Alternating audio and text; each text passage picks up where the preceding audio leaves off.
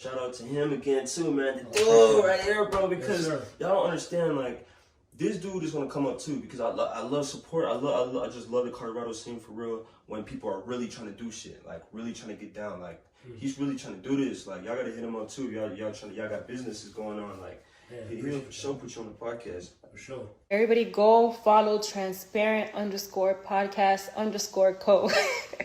Those are my people.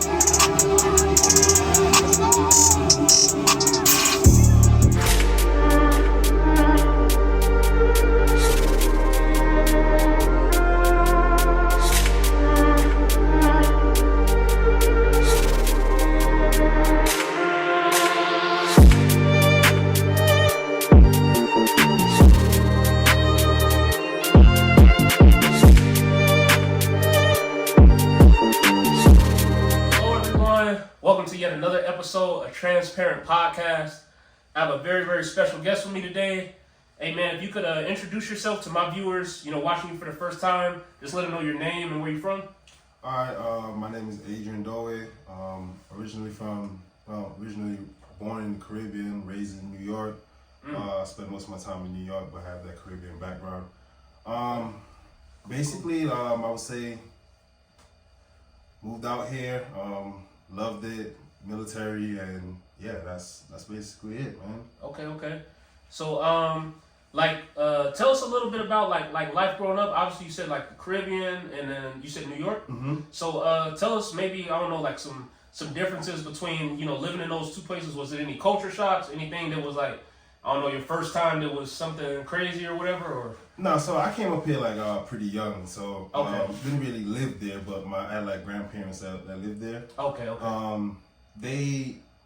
I would say living in New York, you had the city life, the fast life, and then like you go there and you kind of live in that extreme country life. So in a sense, it was kind of like a good even for me. I kind of understood like the full scope of everything in both life. sides. Yeah. So I would say like when I was in New York, I preferred like the city life, but then when I would go down there, I would still enjoy like doing all the crazy shit that you're doing for like country lifestyle and everything. So yeah, that's basically how I like the mean even between both of those things. Sweet, man, that's what's up.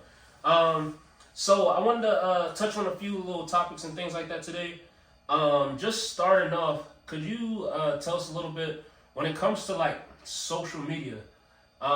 Nowadays, like something happened, it's on social media like that, like it's instant, stuff goes out.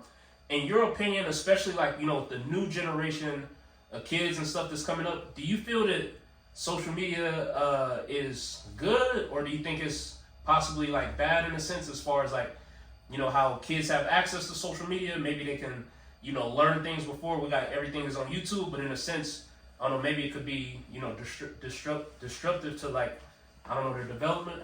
So I think like you kind of hit it like on the nail. I think it's both a pro and con. I would say more the pro is kind of like information is moved like immediately. Something happens somewhere, immediately, rather than like back in the past, you had to wait, listen to news or listen to radio, newspaper. Yeah. So I didn't experience that. Like I grew up inside the social media culture as well. But I would say as for the con to the whole situation, I think it is a con because it kind of distract like the youth in a sense. It distract them from like basic things of life, like some of the basic things like a little boy, a little girl should know. They really don't exercise the need to even do it. Like I remember sitting down there talking to a little boy, one of my friend's son, and well, he was telling me he didn't know how to use a dictionary, and this dude is like 13, 14, right? Oh wow.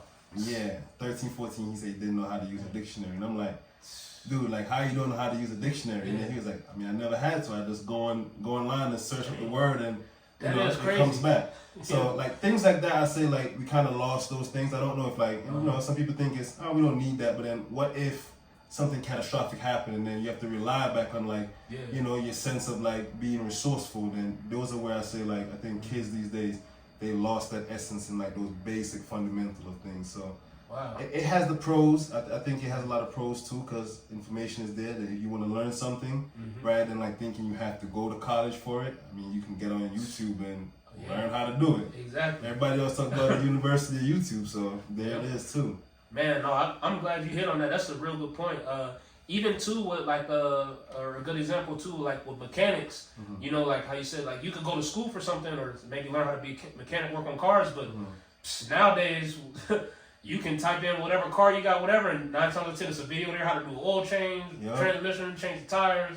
So it's like some people could be self-taught off that as well. So like you said, it's got in ways like it's got goods and bads. But then like you said, if something crazy happened, Wi-Fi go out, something you doing a paper and you're trying to look up a word, now what do I do? It's a dictionary right there. Well, how do I use it? How does this open?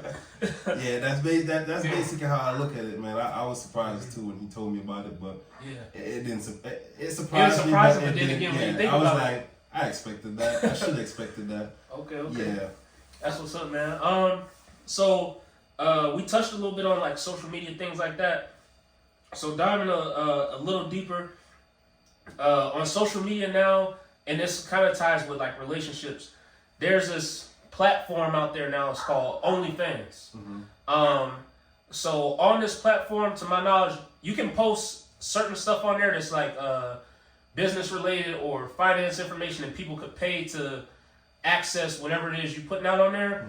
But there's certain people like they either like advertise themselves or sell their pictures of themselves to like make money.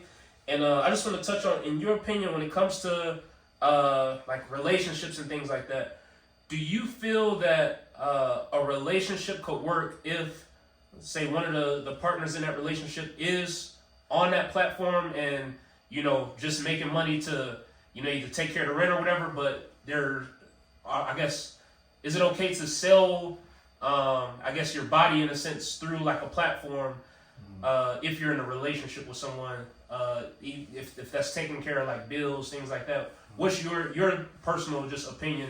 So my personal opinion, I would never do that. Like I would never be in a relationship with somebody that's on OnlyFans. I consider OnlyFans modern day prostitution, in my opinion. I think if you're selling yourself of any kind and doing it in an explicit way, it is prostitution. Is that transactional for money, for whatever it is. Some of these OnlyFans models are actually meeting up with people as well. Like let's not shy to that as well. Okay. Some of them do these type of stuff. Yeah. But I personally couldn't be with a woman that's on OnlyFans. It's not because of jealousy. It's not because of insecurities. It's just that personal, I feel like every man that have a woman, you should feel like your woman is only visible to you. And if she's out to everybody else, then she's not that trophy in my eyes. If everybody can see her at her most purest, in the sense that somebody would say. So I would never be somebody like that. I think my personal opinion, once again, I think males who do that is just males who like lack some kind of dominance within their relationship. A lot of males these days, I think, just go with the flow because of what society projects on them. Wow. So they think that all right, cool, if she's, just so that they won't call me insecure, just so that they won't say that I'm not man enough. They would say that they would say that it's cool, but deep down they know it's not cool. They don't want to do it. Wow, man. No, I definitely agree with you on that. Like you said, that's there's just his personal opinion, but like I see the same light in what you said. Like if the woman you want to be with is like out there for everybody to see, it's like it almost seems like that's not even just your woman. It's your woman plus his woman and everybody else who's paying or whatever, however they're seeing her or whatever light they're viewing her through that platform. So definitely it's something that you want to like a relationship is something that you want to covet as precious and not just just publicize everything, especially like you said in the state of their like vulnerability. So. But then again, too, I think that like relationship, especially like in America, I think relationships in America are like very woman-driven more than anything else, man. I mean, I think that the women control most. I mean, growing up, I mean, you talk to your dad and for those who had like the dad inside their life or older men that sit and tell you. I always heard my dad tell me, "Hey, women control the access to sex, but you control the access to marriage, right? In a sense, so sex is where a woman controls that. Like that's just them. They give you it. They either give it or they don't give it, right? And as for like a relationship, after they give you the sex, they're looking for that relationship if they're really into you. So that's why I feel like most men, the dynamic of it has changed because women are basically, you know, playing that male role back then, like how males used to play the game, the whole, you know, gender roles in the sense. Women are playing that now, and I think that that's how the system kind of designed it to actually be in a sense. And these are just basically all my opinion. I mean, I think that this is how they actually want it to be. It's not by coincidence that there's less unions, there's less marriages. It's not coincidence that women are getting, in a sense, you talk to any male that's been divorced. It's not women are basically getting rewarded for when they file a divorce because they get alimony most of the times. They get child support because they 9 times out of 10 they're getting the custody of the child, right? Yep. So and then if you like do a little bit more digging, like outside of America, that's not the norm. Like in places like in Eastern Europe, when they get divorced, the child usually stays with the dad. Oh wow. In places like Africa, the same thing. The child stays with the dad. It's only in America the child predominantly goes to the mother. In a sense, like you can look it up and see, but I think that the roles in relationship has been changing, and I think it was by design. It was by design. Wow, man, that's deep right there. Like you said, if y'all want, y'all can go back and check that stuff. But I'm glad you shared that because a lot of us that haven't been outside of the U.S. continental U.S. We only see, it's almost like a snow globe. We only see what we see. Like you said, you expand out here. You said not just isolated incident, but the norm across the board is different. So that's a real good point. I'm glad you brought that up. I also wanted to talk a little bit when it comes to relationships, and then just talking in general, but fitness, right? For you personally, again, in your opinion, is it important in a relationship that, like, I guess your partner's health or overall fitness, they're like taking care of it? Like, example, nowadays, like everyone is trying to like, stay in shape or get healthier, things like that. But there's some relationships where a partner say they may not go to the gym or they not really into working out, like, and that may not be their thing. But do you feel that it is important in relationships nowadays? Because some people may look at it from a health perspective, but then others may say, if they're not someone who's like really into fitness like that, whatever. But what's your take on that? Could you be with someone that's, I guess, maybe don't take care of their body to maybe the level you do, or what have you? So I would say no, I could not. And once again, I say that because I think that my woman have to be what I desired when I saw her in the very beginning, right? So most times you see that pretty woman in public, and you talk to her, you like, she look really good, but when you get into a relationship with her, things when all things settle down, everybody usually let go of themselves in the sense. Get a little comfortable. Yeah, and then like some people start getting unhealthy, and some people, I personally think that I would want her to stay in shape, and my partner now, she works out all the time with me. I think that's something that we both share in common. Wow, that's good. And we both like it, and we both stay healthy. I think health is wealth. I think God designed us to constantly be, working in a sense. Take care of what He gave us. Take care of what He gave us. There's a lot of people out there that don't have the ability to go do some of the stuff that we do on a daily basis. So I think if you have legs, you have the strength to do workout. I mean, you don't have to go to the gym, man. You can like just do something rather than just sit at home and eat all day. I mean, the food that we eat on a daily basis is not even healthy. Yeah. So, I mean, the least you can probably do is put some exercise to it so you don't get out of shape, don't get unhealthy, because at the end of the day, you can have all the money in the world, but if your health is trash, you're broke. Man, hey, you said it good right there, man. health, like you said, health is wealth.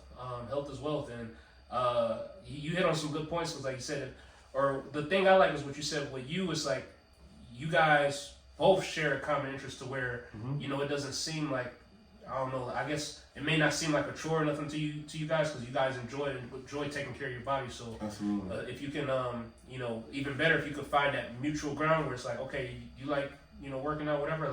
Let's tackle this together. Let's, you you take care of your body. I'm gonna take care of mine. You know, we might hit some workouts together. So that's real good, man. And then I was gonna ask you too. Do you have in general with anything we talked about or just in general? Any advice to people out there that either may be in a relationship that maybe has certain relationship goals they want to meet with their partner or just things they want to work on? Do you just have any, I guess, general advice to people out there in relationships out there today in 2023, just trying to either get better at something in a relationship or just trying to make everything work? What's just like some words of encouragement to just the people in relationships out there? I would say get with somebody that share the same values, morals, and you guys have the common goals. I think a lot of people get into relationships based off of lust, and that's where it goes wrong. I think if you find somebody that have, the same way we think, the same things we have, these common things together, I think that your relationship will last a lot longer. Despite all the things that's going on in this world. I mean, I personally think that with doing with just those three things, you will find somebody that is actually for you if you do believe there's somebody out there for you. Wow, that's real good, man. And yeah, like you said, it's one of those things where it's like it's not something, and like what we talked about earlier, it's not something that you necessarily like you don't want someone that's necessarily like out there and putting themselves out there. And like you said, you want to take your due diligence, look for what you want or whatever, and actually that person, if you're looking for that right person, I'm sure that you'll find that person that you're looking for. If you have the patience and you're not just putting on the eye lens of just lust and things like that, and actually looking past all that. So that's definitely good. And the last piece I wanted to touch on when it comes to relationships, is it important when it comes to like finances, right? Do you think it's important to talk about finances in a relationship? It may not be the most, I guess, attractive topic or whatever to talk about, but do you think that that's important? Should couples talk about that? Should they, and even should that be same when dating someone? Do you think that's I guess, another person's financial situation? Would that be something to consider if you were trying to pursue a person? And just how important is finances in a relationship, just in your opinion? I think yes, you should, but like you said, it's a very touchy topic. I mean, I think you should get an understanding, not necessarily of what that individual makes, because I mean anybody can kind of guess based off of what you do, right? Yeah. That's like I said, go back to the information, right? Public information. Yes, yeah. I can go back. Like if I really want to know how much somebody make, I can probably get a good ballpark of how much they make just by getting like, hey, what do you do for work, right? But I think understanding how somebody spends money is bigger than like understanding how much money somebody makes, because I can make $100,000 a year and then you make $60,000 a year and you still live better than me because you live within your means, essentially. Wow. So I think that that's what I say. You kind of find that individual that share the same values, same morals, and all these other stuff. Yeah. And you kind of get with somebody because then those like finances and stuff will generally align with all these, these other things that come in, these other values that come in. Because I know there's individuals out there that makes very good money. I know a lot of people that makes very good money, especially I'll say especially in the IT field, which I'm trying to get into. Okay. But a lot of them, they make a lot of money and they live a very, very, very high life. And you sit down and you talk to them a lot, especially when a little bit of alcohol get involved, and they will tell you, man, I'm broke as shit. Like, I'll be very honest, I'm broke as shit. Wow. So that's why I think that you find somebody that share the same values, same morals as you, and understand how that individual spends money. Wow. Understand how that individual look at money as. If that person look at money like, oh, I'll make it back. Yeah. Then you kind of you kind of gauge stuff off of that, right? So yeah. that's how I think you should approach relationships when you're in finances. If you just don't want to, there's some people that just blatantly ask when you get into a shit, but then I mean those things generally do just work their way into a conversation. Man, you said it. You hit the nail on the head. That's good. Hey, for y'all watching, if you I want to hear what's y'all thoughts when it comes to finances. What do you think? You agree, disagree? Let us know in the comments, all that good stuff. But man, that's some food for thought right there. I like how you broke it down. Absolutely. Lastly, man, I just want to say, do you have any shout outs, anything, or like if people want to check in, do you have any little socials, anything you want to plug in, or are you kind of more on the radar? Kind of more on the radar, but you can follow me on Instagram. It's Adrian_Doway. Doway spelled DOWAY. But that's about it. Not really big on the social media. Okay, but, cool, yeah. cool. No, yeah, I appreciate that. Guys, if you wanna follow, check him out, whatever. Like I said, you can just check out his IG or whatever. Give him a follow, things like that on there. And like I said, for this video, comment below if you agree with something he said, disagree, really like something, just let us know. All that good stuff. And man, I just want to thank you on camera for coming on. That was real good, man. No problem, man. And to all the viewers out there, we want to thank you for watching yet another episode of Transparent Podcast. We'll see you guys later. Peace.